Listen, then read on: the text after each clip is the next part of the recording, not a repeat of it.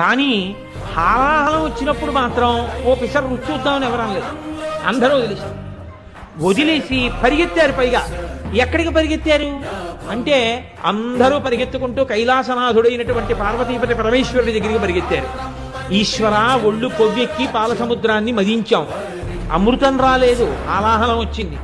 ఎవరు గుచ్చుకుంటారు దీన్ని? లోకములను కాల్చేస్తోంది, సెగ కళ్ళల్లో కొట్టేస్తోందని అసలు దాని వంకేలా చూడలేదు, వెన్నిచ్చి పారిపోయారు అందరూ. ఇంతమందికి ఎవరు గుర్తొచ్చారో తెలుసా అంటే హాలాహలం వచ్చినప్పుడు శివుడు ఒక్కడే గుర్తొచ్చాడు, ఎవ్వడూ గుర్తురాడు. అయ్యా మహానుభావ, రక్షించు రక్షించు. అలా ఈయన భార్యకి నచ్చజెప్పుకుంటున్నారు, పుచ్చేసుకుంటాను పార్వతి, పుచ్చేసుకుంటాను పార్వతి అని.